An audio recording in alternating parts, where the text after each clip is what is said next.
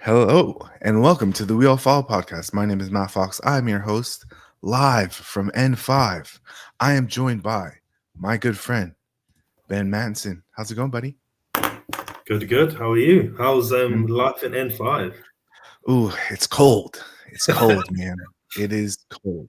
You know, coming from a tropical island in the Pacific Ocean Yeah, to, I believe it's like 3 degrees Celsius. You know, yeah, it's big like difference. 39 freedom degrees. It's Wow. about half the temperature that it is at my house. So in Fahrenheit. So yeah, we're suffering, but the heat is on.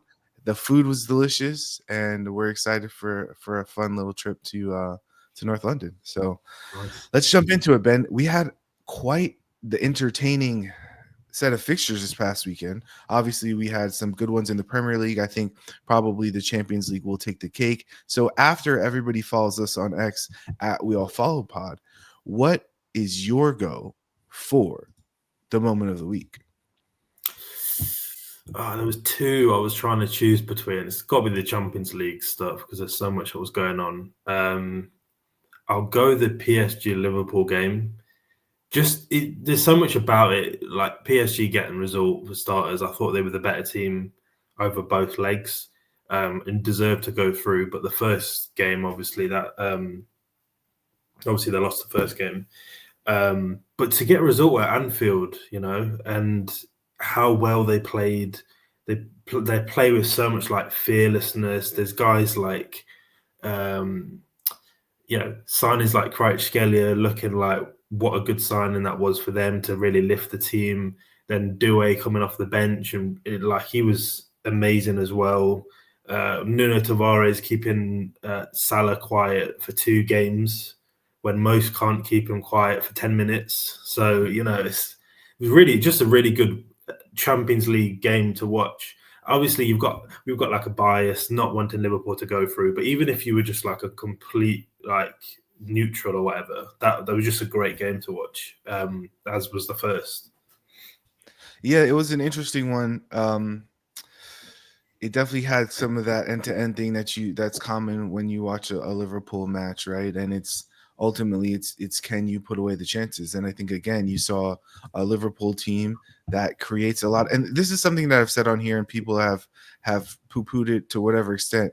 Like Liverpool is not making that many chances. They've just been really efficient on the ones that they've made, right? And so um once you reduce the number of chances, or if your finishing slows down, then you put yourself in a situation, right?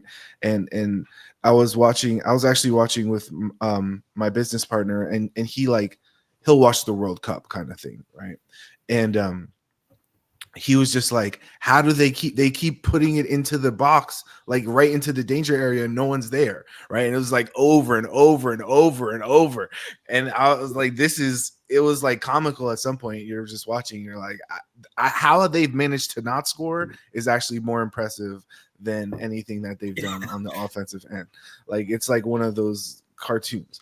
But yeah, I think obviously my moment of the week has to be the other big match, which was the Madrid derby with Madrid going through on penalties. The kind of controversial part of that being the double touch that nobody saw, right? So Julian Alvarez going to take the penalty, it being deemed, so nobody on the field saw it, right? The VAR said wait, and so from what they said on the American broadcast, it wasn't the sensors in the ball, because they don't have the sensors in the ball for the Champions League. It's all of the cameras that they use for the semi-automated offside that detect where the limbs are and when the ball has been struck, right? And so it was those cameras that deemed that the ball had moved prior to him kicking it. So should that have been disallowed? I don't, not rules, I don't care about the rules. Like if you're a fan of football and you're watching and Ben's making the rules and Ben gets to rewrite the rules tomorrow, does that count? The problem I have with rules is the inconsistency with them. So that there's loads of people then saying, well, if that was disallowed, what about there's at the World Cup there was a penalty taken. I think it was Messi's. That he kicked the ball as he kicked it, he kicked it onto his other foot, his planted foot. And so that's my main thing with rules always. I hate when something happens and they're saying, no, this is by letter of the law or whatever they tried with the PGMOL stuff. And then the next game, the same thing happens and it's not given. That's what annoys me. I don't really care about what the rules are because if they're the rules, that's cool. But you have to then, it has to be applied to everything, which is where you get frustrated with all the technology we've got now. I'm like, how do you get it wrong when I'm watching it on TV at home? You've got millions of TVs in the stadium, and somehow we've all come to a decision that that's the right and no, that's not the rule. So yeah, you see what I mean? Like it's just frustrating, and I hate talking about the stuff that's not the game. So yeah, I think for me it's like the thing that people were saying after is like accidental versus intentional, and I'm like the part that if let's say they do want to change the rule, which I like, whatever, I'm all for consistency as the top level thing, and everything else like you guys figure it out and let me know what it is and I'll deal with it. I don't think they ever intend to kick it twice, right? yeah. Like what when they say like accidental, so if my plant foot slips You and clearly they slipped. both yeah, but I'm saying in like a more egregious scenario where I see the ball move, right? If my plant foot slips and it kicks it and then I kick it, that wasn't intentional, but should that be allowed? Or what if I place my foot in front of the ball and then I kick the ball and it kicks my other foot and it changes the trajectory of the ball, right? Yeah. Like I don't think any of those are on purpose. I'm not like playing a pass to myself and then kicking it in, right? So that's the part of it that makes it very challenging to say accidental versus inadvertent or whatever. Like that's you can't determine somebody's it's like in boxing or MMA, right? When they say it's like an accidental eye poke in MMA or an accidental headbutt in boxing, like there's so many ways to make it look accidental that it doesn't really matter. It's about the intent that it has, not your intention, right? If I headbutt you, whether it's on purpose or by accident, and you can't continue the fight, right, then I should be penalized for that because I control where my head goes, right? So that's the part. It's like just leave the rule as it is. It's unfortunate. It's again like with the distance. Anytime we have technology, there's going to be some margin of error or not on like what offside, right? So if offside is off of the person's shoulder, then somebody's going to say it should be off of their hand. And somebody's going to say it should be 10 centimeters distance. And somebody's going to say it should be a full body length. But then when you get to the full body length, there's going to be some distance between me and the person, right? So that should that be 1 centimeter or should that be 10 centimeters? Like at some point, we just have to pick something that's firm, and that's what the rule is. And unfortunately, it shook out in Real Madrid's favor this time, and we'll see how that moves on to the next round. So that brings me to the stats corner, which was that I was just going to say one thing yeah, just on that. I just remembered I was thinking in the moment, I was thinking I didn't actually know the rule was that it would be disallowed. I thought it could be retaken. And that seems fair to me, like because it's clearly a slip. So yeah, if it's like because you have it, if you take a penalty in game and someone it like encroaches a box or whatever it is, there's something to do with that. The goalkeeper comes off his line, they'll retake it. So why, when the guy scores in a penalty shootout and he slips, do we then get it completely disallowed? And then it was just as they were about to take the next one, so suddenly they're behind when they were going to be ahead. So right, right, and obviously we wouldn't even be talking about this when the actual reason that they didn't go through is because they got another one saved later. So it was like, but I guess it all adds to the feel of the pressure and everything. But yeah, it's just. I mean, it's tough. It's tough because even I don't know if you saw the one. Was it last weekend or maybe the weekend before? The Leicester goalkeeper. Was it Palmer who missed it? It might have been the Leicester Chelsea Oh, game, but I didn't actually see it, but I heard that he missed it. Yeah, I didn't. so Palmer places. I'm pretty sure it's Palmer. Palmer, the circle's here. Palmer places the ball like right in front of it, right, and you can see that he puts the ball on the correct spot, and the ball rolls back, and then he tries to put it on again, and the ball rolls back, and then he puts it a little bit ahead, and the keeper points at the ref, and he's like, the ball's not on the spot. And so he has to go back and put it on the part that's depressed, right? And then he kicks it and it goes out. And the point that I'm trying to make is that it's not like a perfect turf surface, right? It's not like artificial turf where it's a carpet.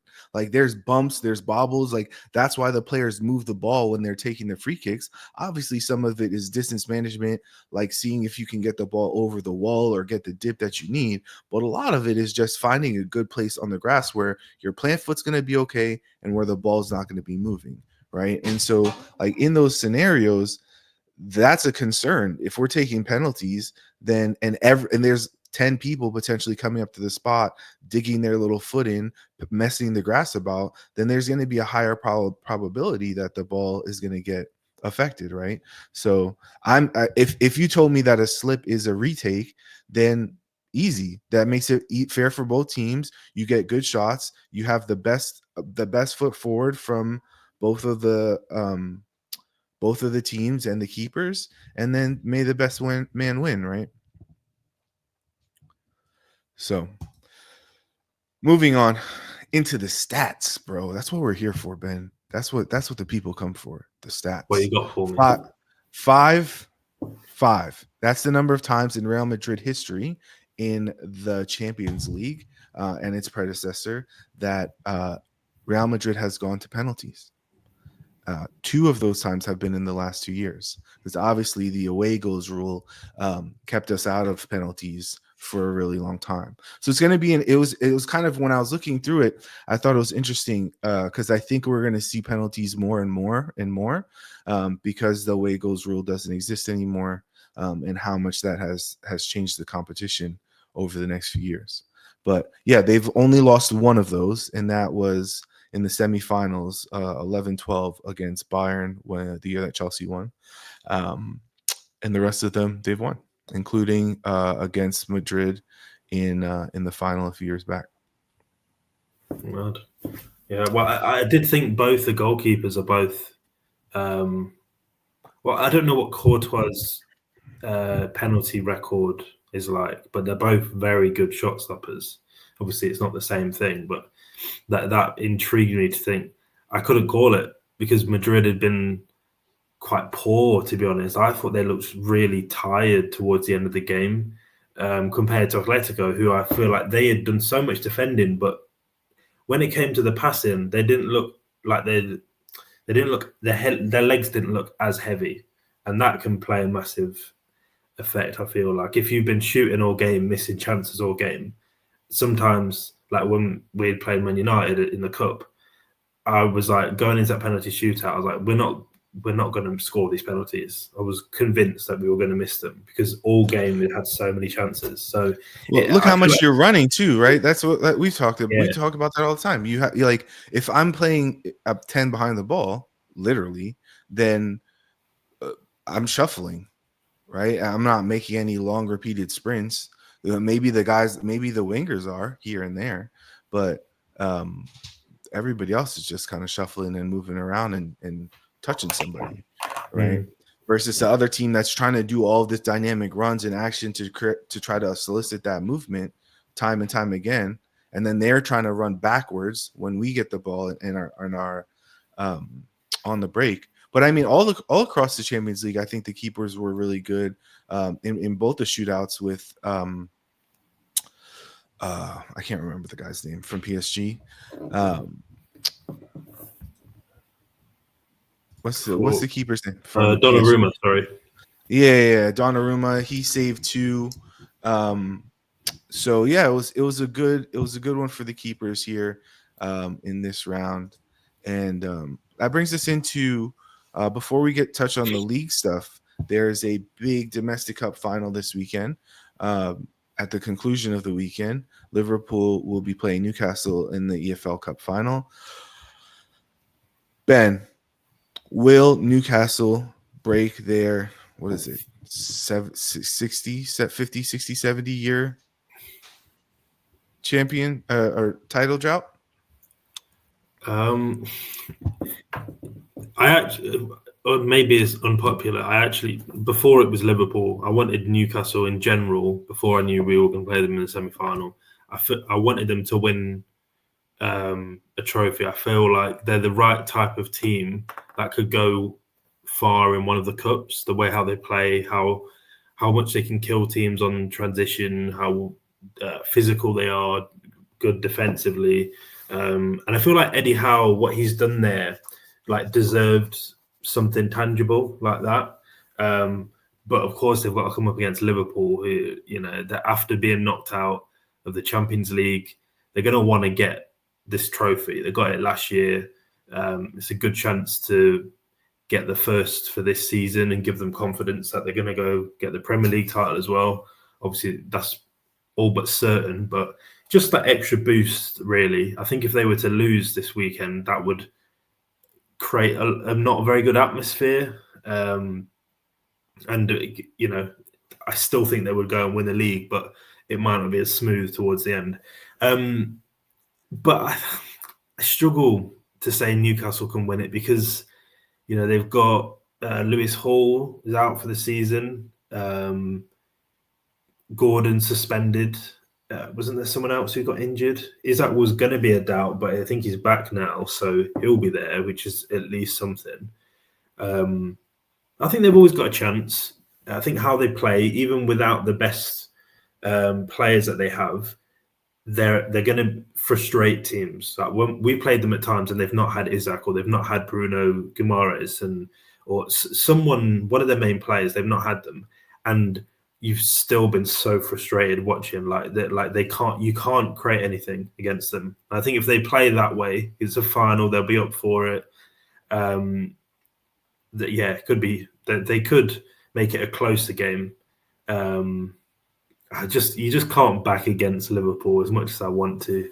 I just think they've got enough quality, and that I do feel like that PSG game will have taken out of them. They're going to be probably without Trent and Kanate, which, you know, if you've got, I don't know who their next centre back is. Would it be Joe Gomez? Maybe him up against Isaac. I'm trying to think who else they've got now. I can't think what their next centre back is. Kwanzaa, I think. Yeah, I'm not convinced by him, to be honest. He's been a bit shaky. I don't think anybody's convinced by him. Yeah. There was a weird time when he first broke into the team and people were saying, oh, he's one of England's next defenders. I'm like, he just plays for Liverpool.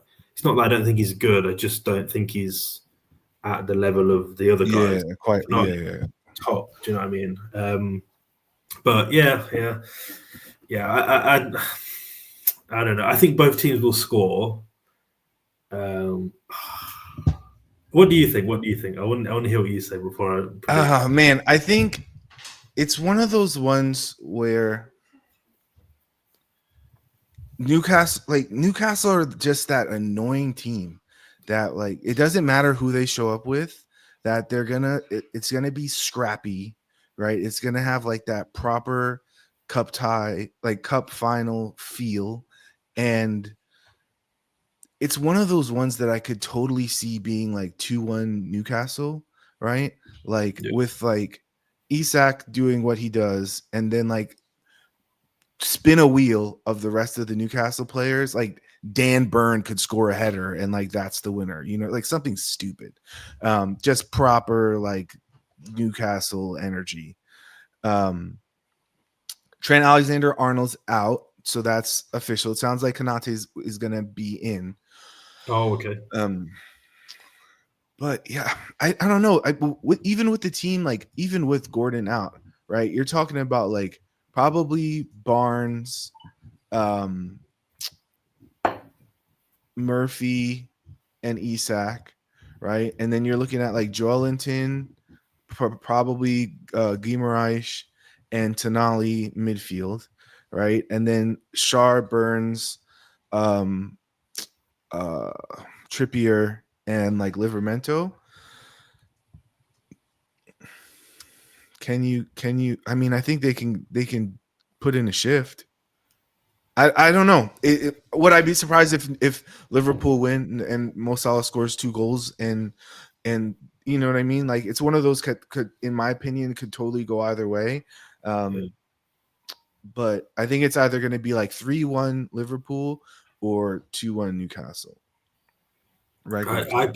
I think there's nothing in this game. There's no result that wouldn't shock me. Like if either team battered the other, it wouldn't Yeah. shock me. I feel like the how the midweek game went for Liverpool, and then going from that a full not just the 90 minutes, but then extra time and penalties, and then going out, and just how negative it was after, like the comments from Slot, um, complaining about the draw that they got PSG early, just little things like that. And you think going from that to then playing a very physical team that frustrate you, I can fully see Newcastle getting a win. But I also there's just the side of me that doesn't want to go against Liverpool because I feel like they might still win it. But yeah, Newcastle they No, I are mean, if you're Newcastle, right? Like, what would have been the best outcome from the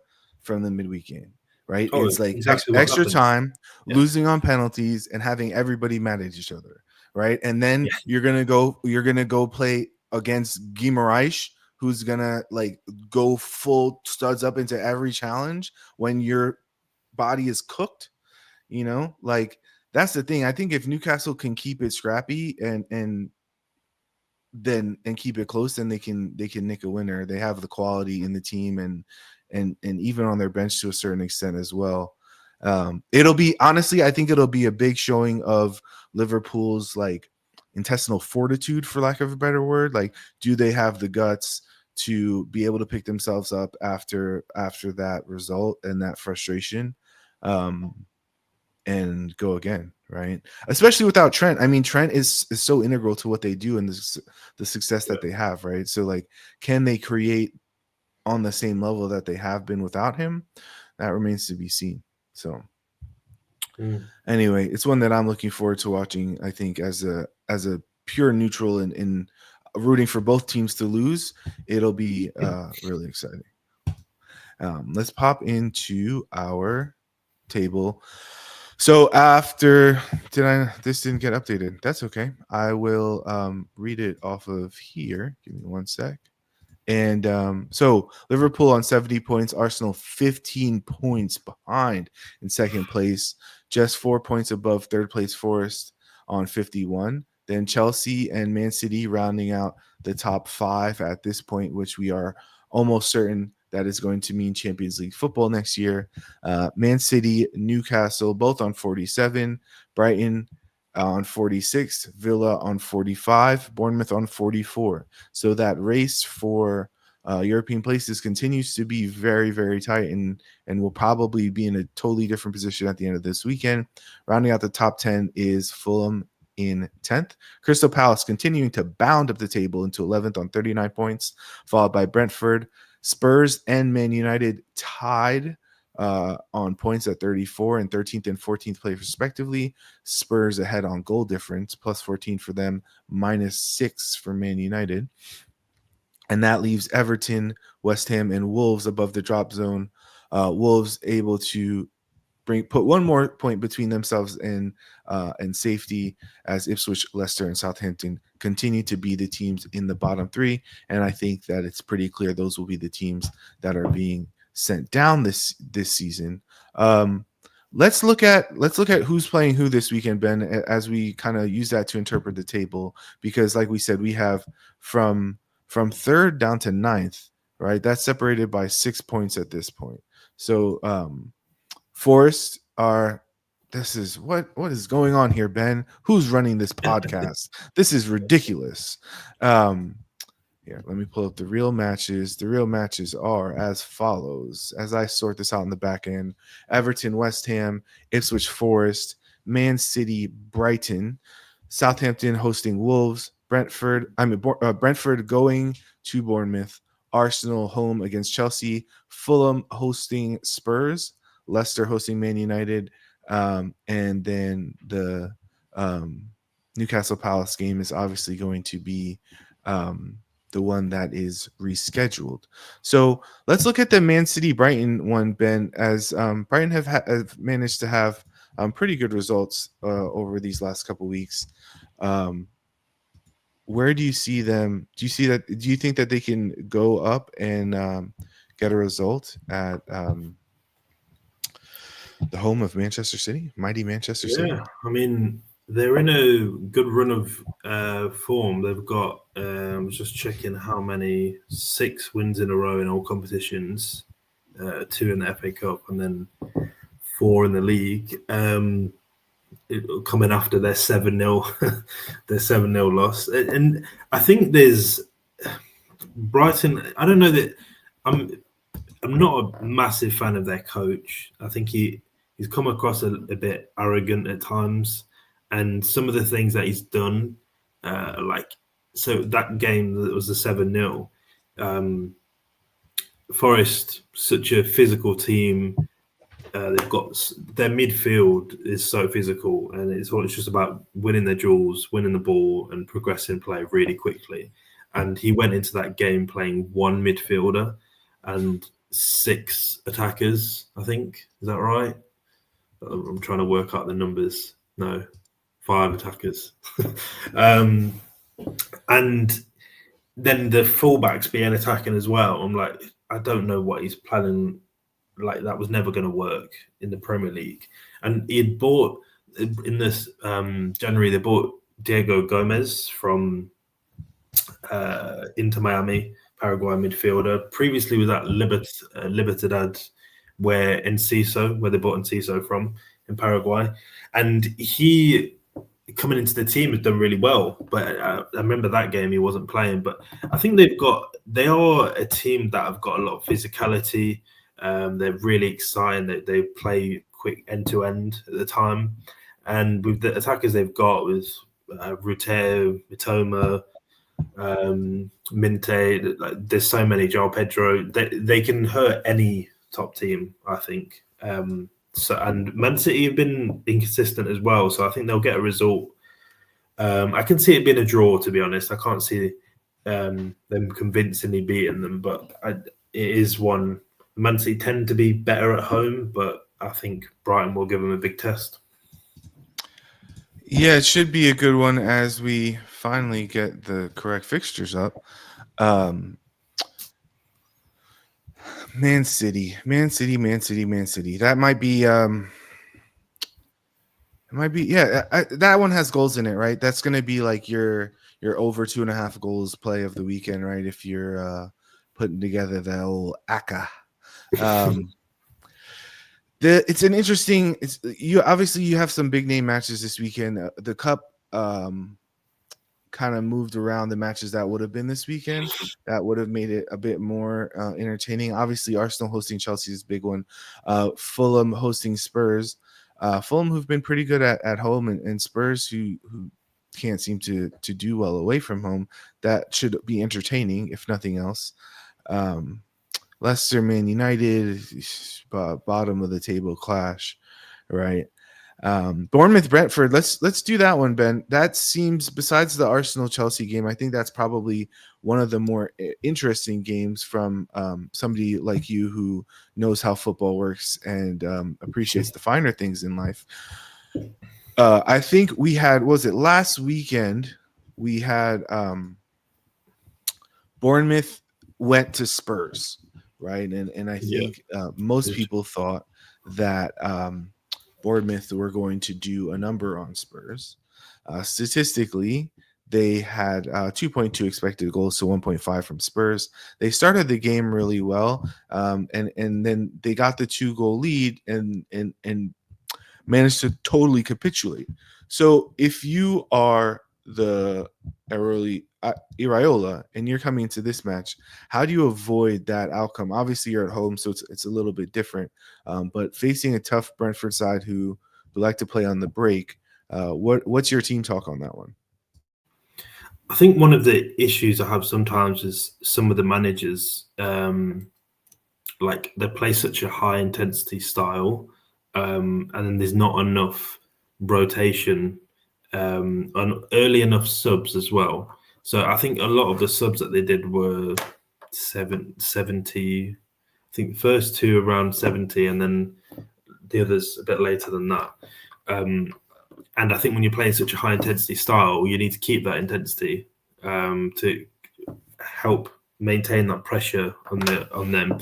And I think Tottenham will always give you a chance in games. And yeah, the issue is sometimes with in this game, I felt like they needed an extra goal to have a bigger gap between the two, and then I think they would have got results. I think they were the better team watching it, but um, late on Tottenham getting the equaliser, they just looked quite flat after that. And I think the issue that they've had so many injuries, Bournemouth. Um, so I'd like to see more rotation, but at the same time, you've got two of the probably best managers in the league. I think they've done so much on this game on the weekend. So obviously him up against Irola up against Thomas Frank, and I think both of them have done so much with such little. Um, and typical coaching, like actually getting more out of the players they have rather than just getting better players, which a lot of managers seem to do. And they're just both really interesting teams. And I think Bournemouth will need a win here because it's a good weekend for them to close the gap. If Chelsea drop points, if Brighton drop points, there's I'm trying to think who else is playing. City. Newcastle So won't right, play. if the City Man City Brighton game is a draw, right? Yeah, That's good for Bournemouth. They can start to make up some ground there as well, right? yeah. And So close that there's gap. quite a few. There's quite a few, and who else? Who's Villa playing? Villa's off this weekend, right? Because Of they've course. played one more match. So Yeah. they tech at that point, then Bournemouth would be they have the opportunity to go two ahead of Villa with the equivalent amount of games played. Yeah, so it's a really good opportunity for them, and Fulham, Tottenham is the other one as well. So a lot of the teams around there are playing the other top teams, so they've got a good chance to overtake or to close in on some of them. So it's a massive game for them. Yeah, I think at this point they could potentially finish the weekend as high as sixth. So if Brighton beats City, Brighton would go ahead into fifth, but Bournemouth could be in sixth at that point, which is crazy to say for this point in the season. With what is it? Will be almost eight games left to play, 9 games left to play. It's getting to crunch time. But what's something that you had mentioned earlier, and I guess we'll get into because the last match that we'll highlight is the Arsenal Chelsea match. 15 points back for Arsenal right now. I think most reasonable observers would say that the league is done. But so you're saying there's a chance. If you're Arsenal and you watched that Liverpool match, you saw how that went. All right, even disregarding the past, all we can do is look at the future. You have the opportunity to close that gap again to 13 points, or what is it, 12 points, right? You still have to play them, obviously, at their place. And all you can do is hope for some type of monumental meltdown, right? But that all starts with putting the pressure on. So Arsenal, Chelsea, Ben, when you look at Chelsea, they've certainly been leaky, right? They've provided chances. Arsenal was not quite able to capitalize on all of their chances in the last match, and Chelsea was super clinical in theirs that they took. Cole Palmer I believe he just got back into the goals and assists, but he had been running quite cold for some time. I think he hadn't had a goal since January and assist since December, quite some time ago, after a white hot start to the season. Do Chelsea have enough to give Arsenal a problem at the Emirates as more and more of the Arsenal team gets healthy? Well, the thing is, it's a weird game because from an Arsenal point of view, the past 3 games in the league, they've looked like very flat, very different compared to how they have in the Champions League. I think the Champions League against PSV obviously looked amazing. The first game and the second game again, it looked comfortable. They looked like there wasn't much effort there, and they had a mostly rotated team and managed to still get a draw. And I think if they played a full strength team and really went for it, they would have. It could have been another 7-1. So it's. I know we can't like sit here and say, oh, they're not like trying and they're not bothered about winning the game, but there does feel like there's been a lack of intensity. So when you look at, if you compare the approach in that game against Man United, compared to when we played City, I know they played different styles, but the intensity in that Man City game was so high, and this one I can't explain it. Sometimes I watch a game and I'm like, this isn't us. Like I'm watching this team, like this isn't us. It doesn't feel like we're really there. And yeah, it's and a lot of performances not the best. Some of the more senior players not doing enough to create chances, and Nwaneri wasn't his best game. It's quite again. I get frustrated with him and Trossard. I think both are two of our best finishers, but tactically we've got them set up to play so high and wide when they should both be in the box, really, and having the most shots in the team. But the other side to it is when Arsenal are deeper, this is where it depends how the game is, who has the ball. If they're to be deeper against Chelsea, I think like for Arsenal to win the game, I think that's what you've got to do. You've got to let Chelsea have the ball because I think they look lost for ideas when they have the ball. Whereas if you play into hands and play transitions, allow them to play transitions, I think one, that's how you beat Arsenal, and it's also how Chelsea win games. So, the other side is they don't have Nicholas Jackson, which I feel like they are really missing him. And I'll be honest, I think every time we played them and he's played, he's given the defense a lot of things to think about. He's been a constant threat running in behind and running the channels. So without him there, that's a big miss for them. So the stuff with Palmer though, he's not. So he didn't get a goal or assist in the past 2 games. I know because I accidentally put him as my captain on FPL the second week in a row. No, I think he scored in. I think he might have scored in Conference League. Was it? I can't. He was Sure. involved on some level, but yeah, not the last 2 games were Leicester and Southampton.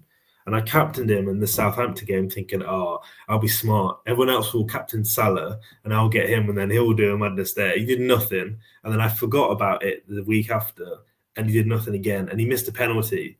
So I got -2 or something instead of, because it doubled. That's painful.